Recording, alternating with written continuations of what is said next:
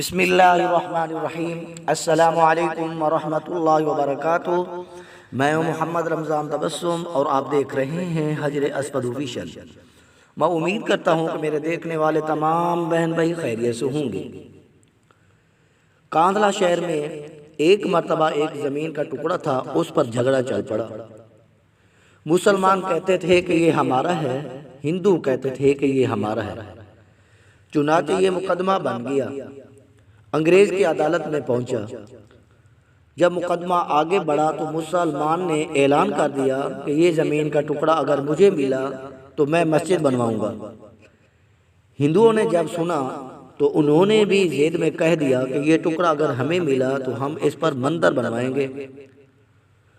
اب بات دو انسانوں کی انفرادی تھی، لیکن اس میں رنگ اجتماعی بن گیا،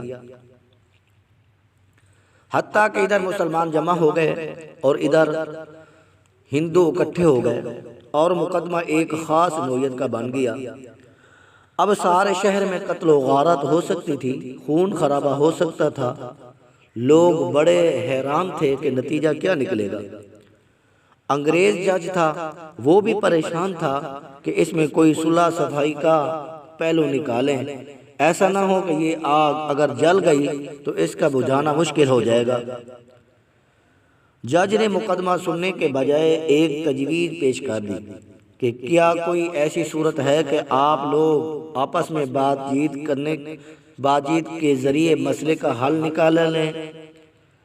تو ہندوؤں نے ایک تجویز پیش کی کہ ہم آپ کو ایک مسلمان کا نام تنہائی میں بتائیں گے، آپ اگلی پیشی پر ان کو بلا لیجئے اور ان سے پوچھ لیجئے، اگر وہ کہیں کہ یہ مسلمانوں کی زمین ہے تو ان کو دے دیجئے، اور اگر وہ کہیں کہ یہ مسلمانوں کی زمین نہیں ہے، ہندوؤں کی ہے، تو ہمیں دے دیجئے۔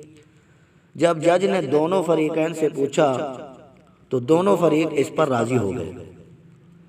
مسلمانوں کے دل میں یہ تھی کہ مسلمان ہوگا، جو بھی ہوا تو وہ مسجد بنانے کے لیے بات کرے گا۔ چنانچہ انگریز نے فیصلہ دے دیا اور مہینہ یا چند دنوں کی تاریخ دے دی کہ بھائی اس دن آنا اور میں اس بڈھے کو بھی بلوا لوں گا۔ اب جب مسلمان باہر نکلے تو بڑی خوشیاں منا رہے تھے، نعرے لگا رہے تھے۔ ہندوؤں نے پوچھا اپنے لوگوں سے کہ تم نے کیا کہا ہے؟ انہوں نے کہا کہ ہم نے ایک مسلمان عالم کو حکم بنا لیا ہے، وہ اگلی پیشی پر جو کہے گا اسی پر فیصلہ ہوگا۔ اب ہندوؤں کے دل بھی مرجھا گئے۔ مسلمان خوشیوں سے پھولے نہیں سماتے تھے، لیکن انتظار میں تھے کہ اگلی پیشی میں کیا ہوتا ہے۔ چنانچہ ہندوؤں نے مفتی الہی بخش کاندھلی رحمۃ اللہ علیہ کا نام بتایا تھا، جو شاہ عبدالعزیز رحمۃ اللہ علیہ کے شاگردوں میں سے تھے، اور اللہ تعالی نے ان کو سچی زندگی عطا فرمائی تھی۔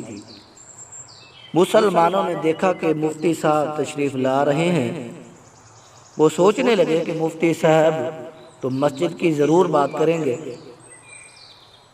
چنانچہ جب انگریز نے پوچھا کہ بتائیے مفتی صاحب، یہ زمین کا ٹکڑا کس کی ملکیت ہے؟ ان کو چونکہ حقیقت حال کا پتہ تھا، انہوں نے جواب دیا کہ یہ زمین کا ٹکڑا ہندوؤں کا ہے۔ اب جب انہوں نے یہ کہا کہ یہ ہندوؤں کا ہے تو انگریز نے اگلی بات پوچھی کہ کیا اب ہندو لوگ اس پر مندر تعمیر کر سکتے ہیں؟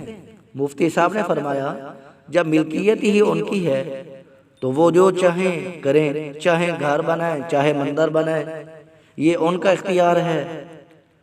چنانچہ فیصلہ دے دیا گیا کہ یہ زمین ہندوؤں کی ہے، مگر انگریز نے